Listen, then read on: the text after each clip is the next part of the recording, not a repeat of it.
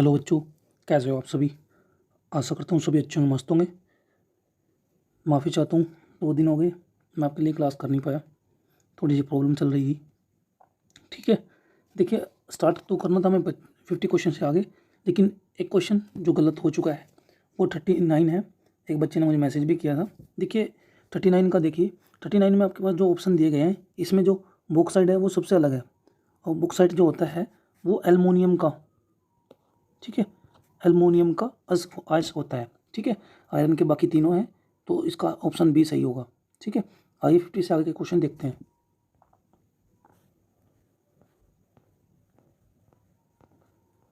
देखिए question number 51, पृथ्वी से कच्चे माल के निष्करण से कौन सी आर्थिक गतिविधि जुड़ी होती है।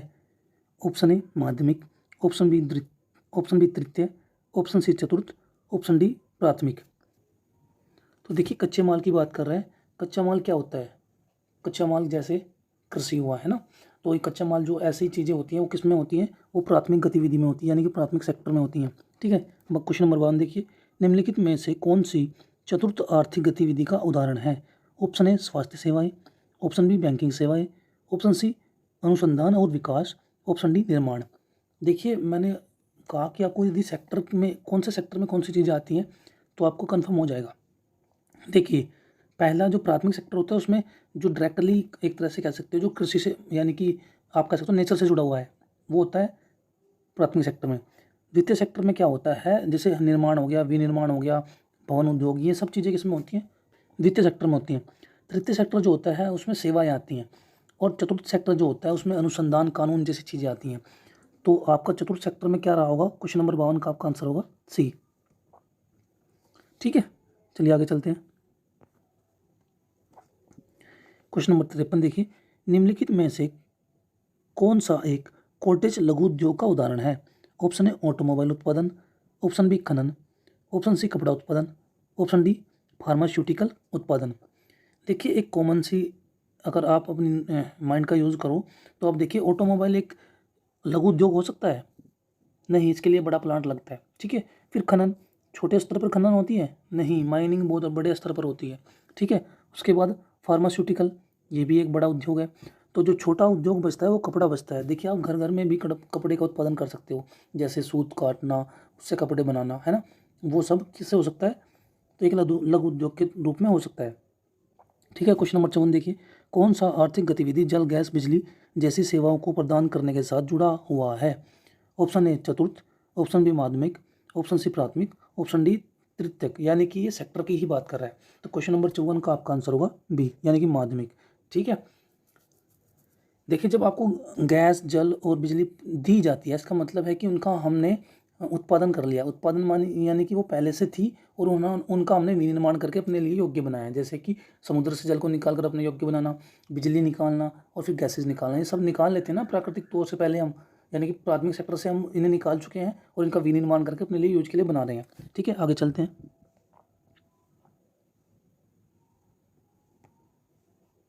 क्वेश्चन नंबर 55 देखिए, आर्थिक गतिविधियों के स्थानिक संगठन में डिग्लोमेरेशन प्रभाव का उदाहरण निम्नलिखित में से कौन सा है?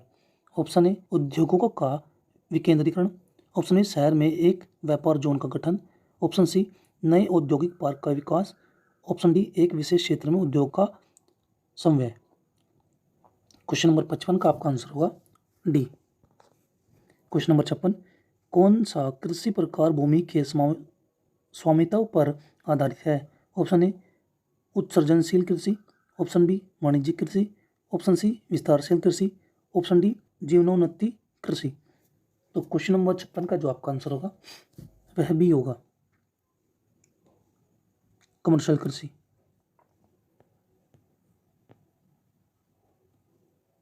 क्वेश्चन नंबर 57 देखिए, कौन सा कृषि प्रकार छोटे भूमि अधिकारियों और कम इनपुट उपयोग के लिए चित्रित है? ऑप्शन ए विस्तारशील कृषि, ऑप्शन बी जीवनोत्पत्ति कृषि, ऑप्शन सी वाणिज्यिक कृषि, ऑप्शन डी उत्सर्जनशील कृषि। तो क्वेश्चन नंबर 57 का जो आपका आंसर होगा वह बी होगा। क्वेश्चन नंबर 58 देखिए, कौन सा कृषि प्रकार उच्च इनपुट उपयोग और भूमि की प्रति उच्च उत्पादन के लिए चित्रित है? ऑप्शन ए वाणिज्यिक कृषि, ऑप्शन बी जीवनोन्नति कृषि, ऑप्शन सी विस्तारशील कृषि, ऑप्शन डी उत्सर्जनशील कृषि। तो क्वेश्चन नंबर 58 का जो आंसर होगा वह आपका डी होगा।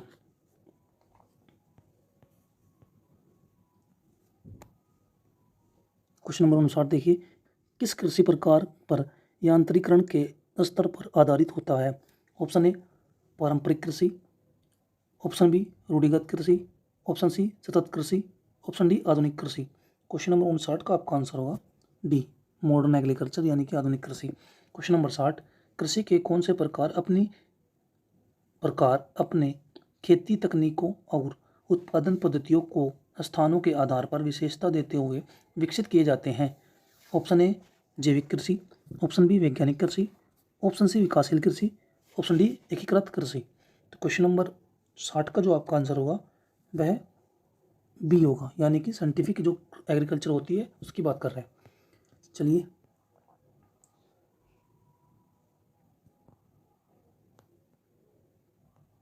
क्वेश्चन नंबर 61 देखिए, कौन सा व्यापारिक रूप से उपलब्ध यातायात का सबसे तेज माध्यम है?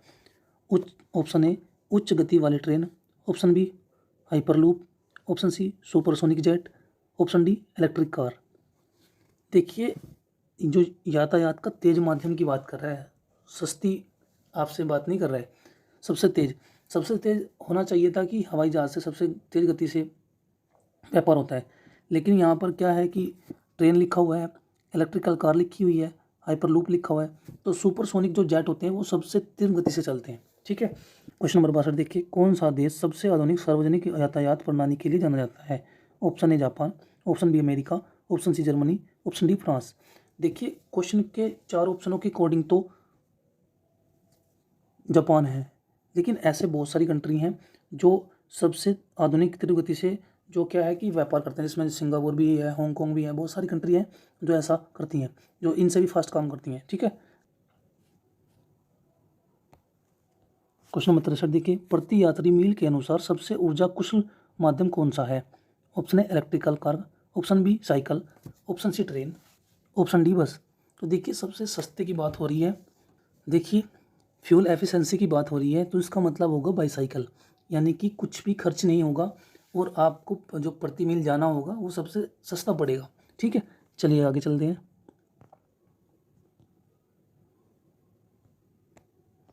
क्वेश्चन नंबर 64 देखिए, दुनिया में सबसे बड़ी व्यापारिक नौसेना किस देश के पास है? ऑप्शन ए चीन, option B Bharat, option C America, option D Japan. तो क्वेश्चन नंबर 64 का जो आपका आंसर होगा वह ए होगा। क्वेश्चन नंबर 65, कौन सा यातायात का माध्यम प्रति यात्री मील ग्रीन हाउस गैस को सबसे ज़्यादा उत्सर्जित करता है? ऑप्शन ए हवाई जहाज, option B car, option C train, option D cycle. देखिए जो CO2 है वो सबसे ज़्यादा किससे निकलेगी? सबसे कॉमन सी जो थिंकिंग आती है जब आप देखते हो मार्केट में सबसे ज़्यादा क्या है, बसेस और कार है ना, कार है और बस सबसे ज़्यादा आपको वही दिखाई देती है। आपके ऑप्शन में सबसे ज़्यादा क्या चलेगा? कार, है ना। हवाई जहाज यानी कि मान लीजिए एक दिन में 1000 फ्लाइट उड़ती हैं, ठीक है, वहीं कारें कितनी चलती हैं? लगकर आप समझ लिए 50 लाख से अधिक कारें चलती हैं और उनका जो कार्बन उत्सर्जन है वो सबसे ज़्यादा रहा होगा। ठीक है, हवाई जहाज हुआ, रॉकेट हुआ, इन सब में क्या होता है, मिक्स जो अच्छी क्वालिटी का ऑयल होता है उसका यूज किया जाता है, ताकि उत्सर्जन जो CO2 का हो तो वो अच्छी रेयर में हो, ना कि बेकार। ठीक है। और रही ट्रेन की बात, तो ट्रेन बहुत सारी इलेक्ट्रिकल भी हैं, बहुत सारी हमारे यहाँ ज़्यादातर आप कह सकते हो डीजल से चलने वाली ट्रेनें हैं, बाकी बाहर तो अच्छी क्वालिटी की ट्रेनें हैं। ठीक है, और साइकिल से आपको पता है कि कोई भी कार्बन उत्सर्जन नहीं होगा, तो ऑप्शन एक ही बचता आपके पास, कार। ठीक है, चलिए क्वेश्चन नंबर 66, आयरन और स्टील उद्योग के कौन से प्रकार उपभोक्ता उपयोग के लिए तैयार उत्पाद बनाते हैं? ऑप्शन ए माध्यमिक, ऑप्शन बी प्राथमिक, ऑप्शन सी तृतीय, ऑप्शन डी चतुर्थ। क्वेश्चन नंबर जो 66 होगा उसका आपका सही आंसर होगा ए। देखिए आयरन और स्टील के जो उद्योगों का प्रकार उपभोक्ता के लिए उत्पादन जो हो रहा है मान लीजिए स्टील और आयरन का आपने उत्पादन किया, उनके लिए जो वस्तु आप उत्पादित करोगे बनाओगे तो वो विनिर्माण कहलाता है, यानी कि सेकंड, ये आप कह सकते हो द्वितीय सेक्टर में आते हैं, जिसे माध्यमिक सेक्टर भी आप कह सकते हो। चलिए आगे चलते हैं।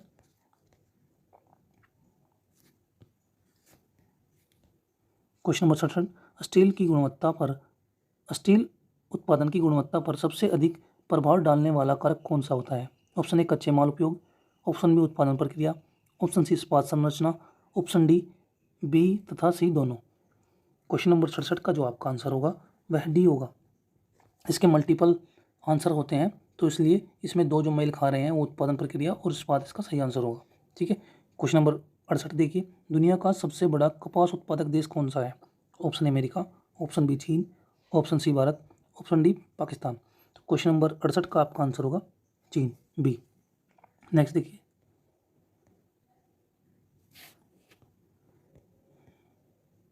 क्वेश्चन नंबर 69, निम्नलिखित में से कौन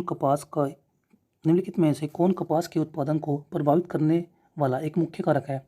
ऑप्शन ए जलवायु, ऑप्शन बी मृदा प्रकार, ऑप्शन सी श्रम उपलब्धता, ऑप्शन डी उपरोक्त सभी। तो इसके सभी कारण रहे होंगे।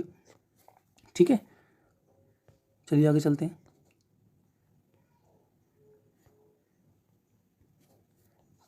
क्वेश्चन नंबर 70 देखिए, गन्ने से एथनॉल उत्पादित करने के लिए प्रमुख घटक कौन सा है? Option A starch, option B sucrose, option C cellulose, option D glucose. ठीक है, तो क्वेश्चन नंबर 70 का जो आपका आंसर होगा वह होगा बी सुक्रोज। ठीक है, क्वेश्चन नंबर 71 देखिए, दुनिया के कौन से क्षेत्र ट्रेड टू जीडीपी अनुपात सबसे अधिक है? Option A Europe, option B उत्तरी अमेरिका, ऑप्शन सी एशिया प्रशांत, ऑप्शन डी लैटिन अमेरिका। देखिए इसका भी आंसर अलग है, लेकिन जो ऑप्शन है उसके अकॉर्डिंग जो उसका आपका आंसर होगा वह ए होगा। ठीक है,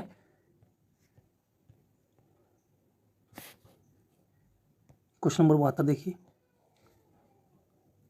देखिए, वैश्विक अर्थव्यवस्था में सबसे बड़ा रोजगार देने वाला उद्योग कौन सा है? ऑप्शन ए कृषि, ऑप्शन बी विनिर्माण, ऑप्शन सी सेवाएं, ऑप्शन डी खनन। क्वेश्चन नंबर 72 का जो आपका आंसर होगा वह होगा ए।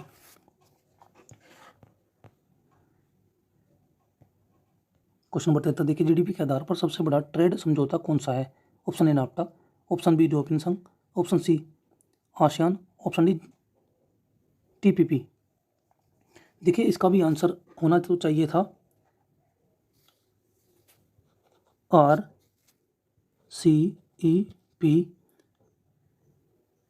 और GTT करके। ठीक है, ये इसका आंसर होना चाहिए था, लेकिन ऑप्शन में नहीं है, तो ऑप्शन में हम किसे लेंगे? ऑप्शन में हम यूरोपियन संघ को लेंगे। ठीक है, देखिए जो प्रशांत एशियन ट्रीटी है और एक ट्रीटी और है जिसे GTT कहते हैं, इन दोनों के मिलने से अभी सबसे जो बड़ा व्यापार ट्रेड समझौता है तो वो ये है RCEP। ठीक है, लेकिन ऑप्शन में नहीं है, तो ऑप्शन में हम यूरोपियन संघ को लेंगे। ठीक है, क्वेश्चन नंबर 74 देखिए, भूगोल का पिता किसे जाना जाता है? ये सभी को पता होगा, ऑप्शन ए इसका सही आंसर है। ठीक है, अंतिम क्वेश्चन देखते हैं आज का। क्वेश्चन नंबर 75, यूरोप और अफ्रीका के मध्य कौन सा सागर स्थित है? देखिए यूरोप और अफ्रीका की बात कर रहा है तो काला सागर कहाँ पड़ता है?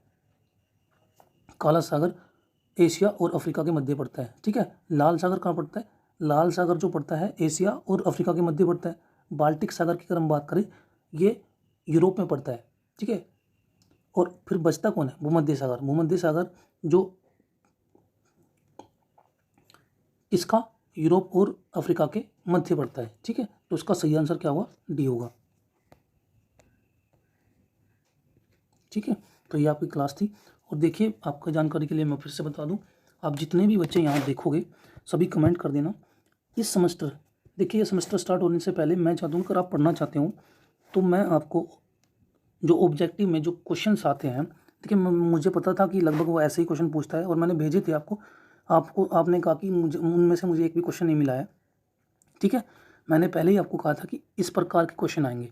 ठीक है, और आपकी बार मेरे ख्याल में आपके पास थॉट सब्जेक्ट लगा होगा, तो यदि आप चाहते हो कि थॉट को पहले से ही पढ़ लिया जाए, थॉट एक फैक्टेबल सब्जेक्ट रहेगा और आप चाहते हो कि अगर उसमें आप अच्छे नंबर कर पाओ तो जिन बच्चों को क्लासेस चाहिए वो इस क्लास के नीचे कमेंट करेंगे। ठीक है, यदि आप पढ़ना चाहते हो, अगर नहीं पढ़ना चाहते तो फिर लास्ट में आकर आप मुझे यही बोलोगे कि सर आंसर बता दीजिए बस।